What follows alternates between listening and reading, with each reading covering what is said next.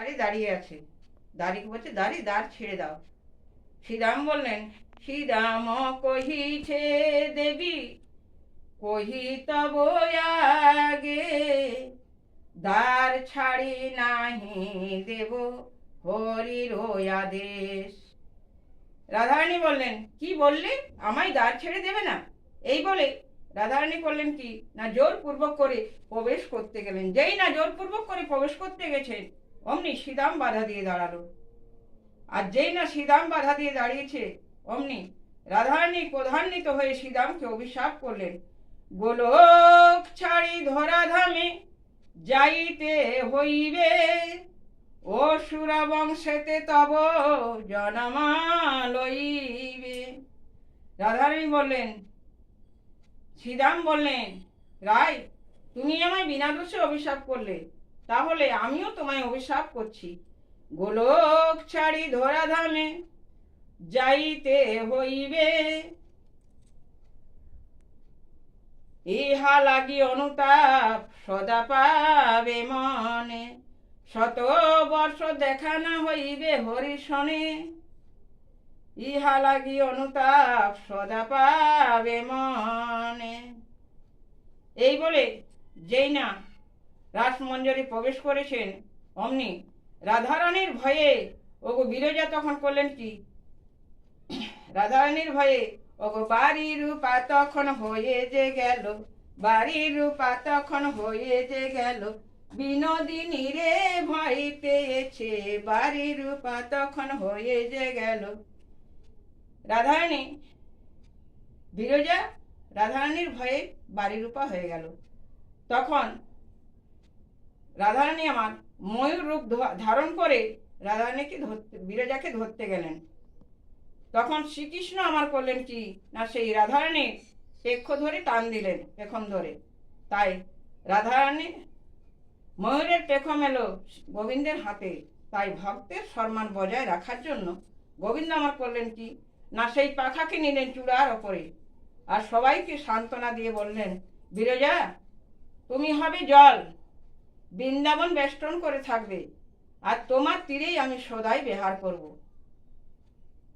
আর শ্রীরামকে বললেন, ওরে শ্রীরাম, রাধারানীর অভিশাপে তুমি হবে শঙ্খচূড় দত্ত, আর আমার হাতেই তোমার উদ্ধার হবে। রায়কে বলল, রায়, আমি যাব আগে মথুরায়, তারপরে যাব দ্বারকায়, তারপর 100 বৎসর পর আবার আমি বৃন্দাবনে তোমার সাথে আমার দেখা হবে। এই বলে সবাইকে সান্ত্বনা দিলেন। আর এদিকে হয়েছে কি না, উগ্রসেনের স্ত্রী মহামায়া যমুনায় সভা দর্শন করছেন। এমন সময় ওই উগ্রসেনের রূপ ধারণ করে দুর্বিল দানব মহামায়া ধর্ম নষ্ট করলেন। তাই মহামায়া জানতে পেরে ওই দুর্বিল দানবকে অভিশাপ করলেন, মোর ধর্ম নষ্ট তুই করিলি যেমন, সপ্তাহ মধ্যে তেরে তোর হইবে মরণ। তাই 1 সপ্তাহের মধ্যে ওই দুর্বিল দানব মারা গেল। মহামায়া ভাবলো এই গোপন কথা হয়তো আমার গোপনেই থাকবে, কিন্তু উগ্রসেনের ঘরে একটা গাভী ছিল, সে গর্ভবতী ছিল।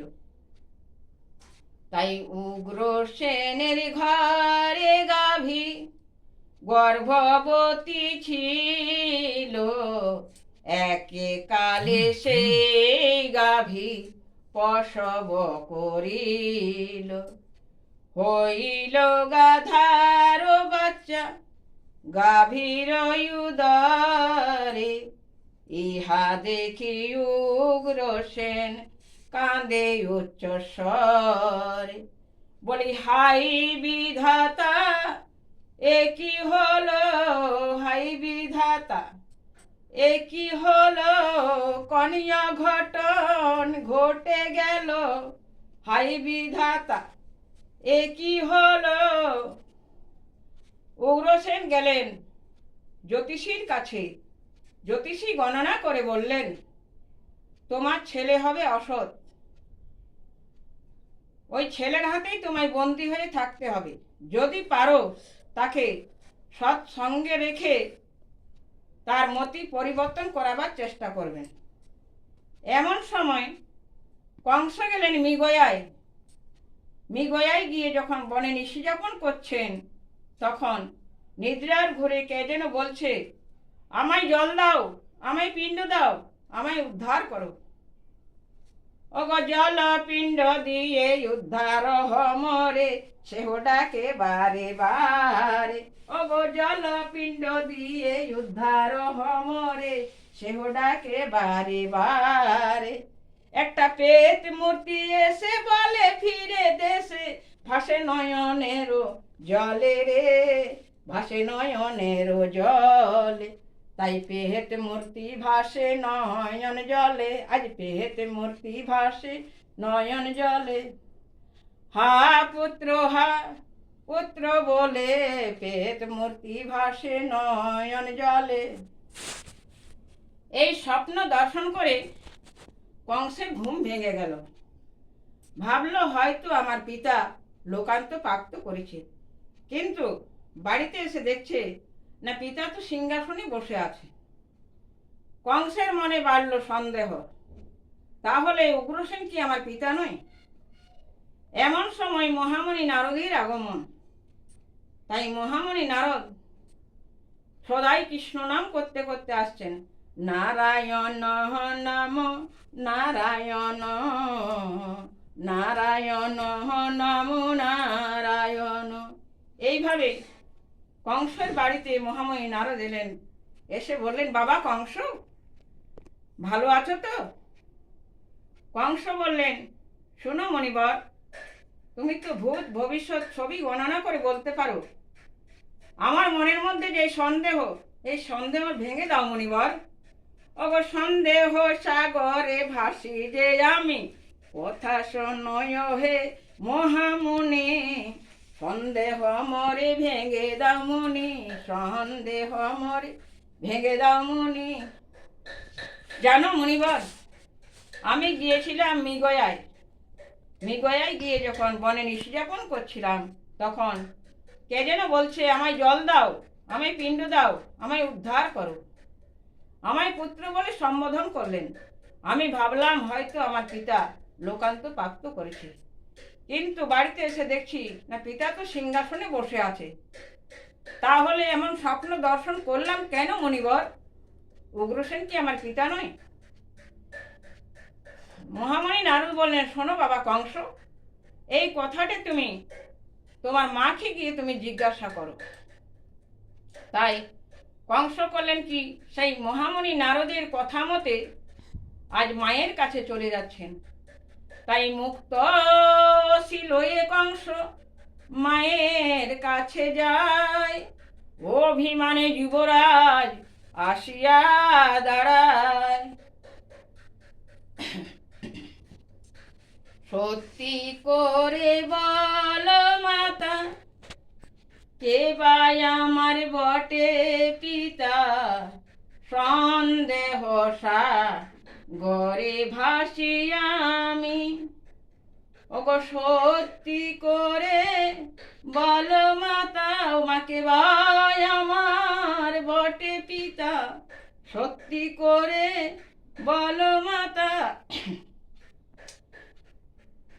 মহামায়া বললেন, শোনো বাবা কংস, ওই দুর্মিল দানবের অত্যাচারের ফলে তাহলে আমি কি করবো জানো মা? লয়ে মোর মুন্ড ছেদন করিব, তব পদ তলে মুন্ড পুষ্পঞ্জলি দেব। মহামায়া বললেন, শোনো বাবা কংস, ওই দুর্মিল দানবের অত্যাচারের ফলে তোর জন্ম। কংস বললেন, তাহলে তো আমি মানব নয়, তাহলে তো আমি দানব। উনি ভালো মতে অসুর বংশেতে বরদাতা সুলোপানি। আমি জানি ভালো মতে অসুর বংশেতে বরদাতা সুলোপানি। বলে আমি যাব যাব কৈলাস ধামেতে যাব, যাব কৈলাস ধামেতে যাব। এ ঘরে আর নাহি রব, যাব যাব কৈলাস ধামেতে যাব। তাই কংস করলেন কি না, চলে গেলেন কৈলাসে। কৈলাসে গিয়ে ভোলানাথের আরাধনা করতে লাগলেন। তুমি শূল পানি হর মহেশ্বর, মোহনের বাসনা পূর্ণ করো। তাই ভোলানাথ করলেন কি না, কংসের আরাধনা শুনে থাকতে না পেরে এসে কংসকে বলছে, তুমি কি চাও কংস? কংস বললেন, আমাকে যদি বর দেবার আছে তাহলে এই বর দিন, দেবসুর নাগসুর গন্ধের বকিং করে সকলে জিনিতে যেন পাই তব বরে। ভোলানাথ বললেন, শোনো বাবা কংস, তোমায় আমি দিগ্বিজয় করে দিতে পারি, কিন্তু অমর করে দিতে তো পারি না। কংস বললেন, তাহলে তুমি ফিরে যাও ভোলানাথ। ভোলানাথ ফিরে চলে গেলেন। কংস আবার স্তব শুরু করলেন। ভোলানাথ আবার এসে বললেন, কংস, আমি তোমায় ছলে অমর করে দিচ্ছি, তোমাকে ভাগ্নের হাতেই মৃত্যু হবে। আচ্ছা বলো তো, তাহলে তুমি অমর হয়ে গেলে, ভাগ্নে কখনো মাতুলকে হত্যা করতে পারে? তাহলে তুমি অমর হয়ে গেলে। তাই ভোলানাথের চাতুরি বুঝতে না পেরে কংসের মনে অগাধ আনন্দ ভোলানাথের কাছে বর পেয়ে। তাই শিব কাছে বর পেয়ে মনে আনন্দিত হয়ে, শিব কাছে বর পেয়ে মনে আনন্দিত হয়ে ফিরিয়া আইল রাজপুরে, রাজপুরে ফিরিয়া আইল রাজপুরে। তব সিংহাসন হইতে উগ্রসেন অচম্বিতে, তব সিংহাসন হইতে উগ্রসেন অচম্বিতে বন্দি করে রাখে কারাগারে, কারাগারে বন্দি করে রাখে কারাগারে। কংস করলেন কি, সকল দেবতাগণকে পরাজয় করে চলে এলেন। দেব দেবীর পুজো সকলই বন্ধ হয়ে গেল। এইসব দেখে ধরাদেবী থাকতে না পেরে ধরাদেবী করলেন কি, অগধেনু রূপা দেবী করিয়া ধারণ ব্রহ্মার নিকটে দিল দর্শন। ধেনু রূপা দেবী করিয়া ধারণ ব্রহ্মার নিকটে দিল দর্শন। শোনো হে সৃষ্টি অধিকারী, আর যে পাপের ভার সহিতে নারী। ধেনু রূপা দেবী করিয়া ধারণ ব্রহ্মার নিকটে দিল দর্শন।